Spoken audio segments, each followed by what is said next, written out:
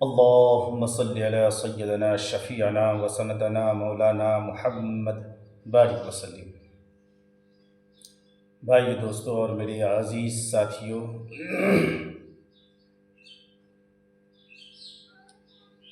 آج کی حدیث ہے ابو سفیان کا مسلمان ہونا۔ ابو جہل اور ابی ابن خلف کی طرح ابو سفیان بھی رسول خدا صلی اللہ علیہ وسلم کے سخت دشمن تھے۔ کافر لوگوں کی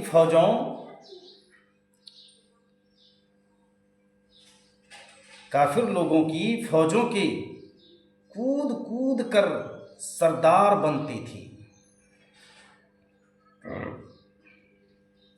جب مکہ کے لوگ نے وعدہ خلافی کی اور مسلمانوں کو ستانے لگے تو ان کو خیال ہوا کہ کہیں ایسا نہ ہو کہ محمد صلی اللہ علیہ وسلم ہم پر فوج لے کر چڑھ آویں۔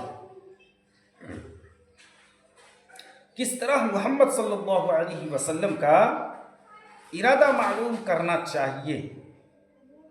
سب کی رائے ہوئی کہ ابو سفیان خبر لا سکتے ہیں، کیونکہ ان کی بیٹی ام حبیبہ محمد صلی اللہ علیہ وسلم کے گھر میں ہے۔ سب نے ابو سفیان کو مدینہ میں بھیجا۔ ابو سفیان خبر لینے گئے اور حضور اقدس صلی اللہ علیہ وسلم کے بستر پر بیٹھنا چاہا۔ حضرت ام حبیبہ رضی اللہ عنہا نے بستر لپیٹ دیا۔ ابو سفیان نے کہا کہ بیٹی، یہ بستر مجھ سے اچھا ہے؟ انہوں نے کہا ابا جان، تم کفر و شرک کی گندگی میں ناپاک ہو اور یہ بستر سید الطاہرین جناب محمد رسول اللہ صلی اللہ علیہ وسلم کا ہے، تمہارے بیٹھنے کا نہیں۔ اللہ! ابو سفیان بولا کہ بیٹی، تو یہاں آ کر بے تمیزی ہو گئی ہے۔ انہوں نے جواب دیا کہ اس خدا کا بہت بڑا احسان ہے کہ جس کا کوئی شریک نہیں، کہ اس نے مجھ کو ایمان عطا فرمایا۔ ابا جان، مجھے تم پر افسوس ہے کہ تم سچے خدا کو چھوڑ کر اپنے بنائے ہوئے خداؤں کو پوجتے ہو اور دنیا کی سرداری کا طوق گلے میں ڈالے پھرتے ہو۔ عقل کی بات یہی ہے کہ تم مسلمان ہو جاؤ۔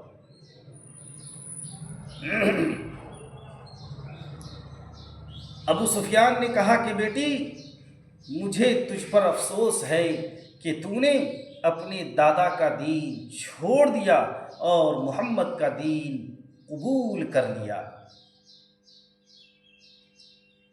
اور ان سے خفا ہو کر حضور صلی اللہ علیہ وسلم کی خدمت میں آئے اور آپ صلی اللہ علیہ وسلم کا ارادہ معلوم کرنا چاہا، مگر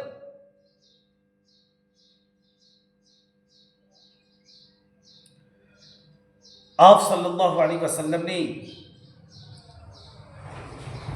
کوئی جواب نہیں دیا۔ پھر حضرت ابو بکر اور حضرت عمر وغیرہ کے پاس آئے۔ سب نے جواب دیا کہ ہم اللہ کے رسول کے ساتھ ہیں، جو حکم ہوگا وہ کریں گے، غرض کہ کوئی بھید معلوم نہ ہوا، اور جیسے گئے تھے ویسے ہی لوٹ آئے۔ مکہ کے لوگوں نے خوب ہنسی اڑائی، مذاق اڑایا ان کا۔ ایک دفعہ رحمت عالم صلی اللہ علیہ وسلم مکہ کی طرف فوج لے کر گئے۔ رات کو ابو سفیان اس تلاش میں پھر رہے تھے کہ محمد صلی اللہ علیہ وسلم فوج لے کر نہ چڑھ آئے، اور اپنے ساتھیوں سے باتیں کر رہے تھے۔ حضرت عباس نے ان کی آواز پہچان لی اور ان کے پاس گئے اور فرمایا، بھائی جان، آواز آؤ ذرا ہماری فوج دیکھ لو۔ انہوں نے کہا کہ مجھے ڈر ہے کہ محمد صلی اللہ علیہ وسلم قتل کر ڈالیں گے۔ حضرت عباس نے فرمایا، ہرگز نہیں، تم میرے ساتھ چلو، اور ان کو فوج میں لے آئے۔ حضرت عمر رضی اللہ تعالی عنہ نے ان کو دیکھا اور ننگی تلوار لے کر دوڑے اور قتل کرنا چاہا۔ حضرت عباس رضی اللہ تعالی عنہ نے فرمایا کہ یہ میری حفاظت میں ہے۔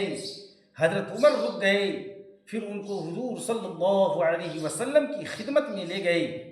حضرت عمر رضی اللہ تعالی عنہ نے فرمایا کہ یا رسول اللہ صلی اللہ علیہ وسلم، ابو سفیان بے ایمان جانی دشمن ہے، اگر حکم ہو تو اس کو قتل کر دوں۔ آپ صلی اللہ علیہ وسلم نے فرمایا، ابھی نہیں، اور حضرت عباس رضی اللہ تعالی عنہ کو حکم ہوا،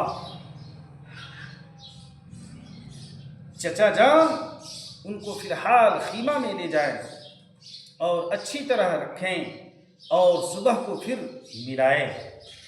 ملائیے۔ پھر صبح کو حضرت عباس ان کو لے کر گئے۔ آپ صلی اللہ علیہ وسلم نے بڑی خندہ پیشانی اور مہربانی سے فرمایا، چچا جان اب تو ایمان لے آؤ، ابھی تک آپ کو یقین نہیں آیا کہ اللہ کے سوا کوئی معبود نہیں، اللہ کے سوا کوئی معبود کے لائق نہیں۔ انہوں نے کہا کہ بیٹی تم بڑے حلیم ہو، رحیم ہو، بے شک تم جو کہتے ہو بالکل سچ ہے، اور تم اللہ کے سچے رسول ہو، باوجود میرے ظلم و ستم کے مجھ پر رحم کرتے ہو، مہربانی کرتے ہو۔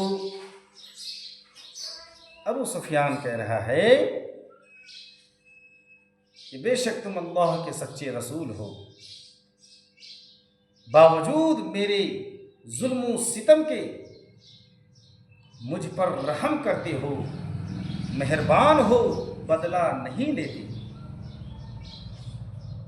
لو سچے دل سے اور سچی زبان سے کہتا ہوں، اشہد ان لا الہ الا اللہ و اشہد ان محمدا عبدہ و رسولہ، بس مسلمان ہو گئے اور اللہ و رسول پر قربان ہونے لگے۔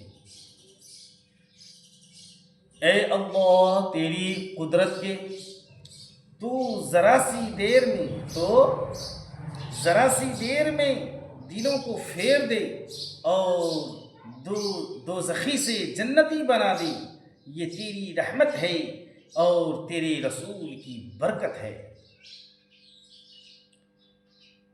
جو چشم رحمت معاب ہو جائے، عذاب سخت بھی تو پھر ثواب ہو جائے، خدا کے پیاروں میں اس کا شمار ہو کہ جس پر نگاہ لطف رسالت معاب ہو جائے، ہو مات موتیا موتی ہے جسم پر ان کے عرق سے غرق، خجالت گلاب ہو جائے، خدا و نبی کا ہو وہی محبوب، خدا و نبی کا ہو وہی محبوب کہ سب نیکیوں میں جو انتخاب ہو جائے۔ اللہ تبارک و تعالیٰ سے دعا کریں کہ اللہ تبارک و تعالیٰ ہمیں اور آپ کو عمل کی توفیق عطا فرمائے۔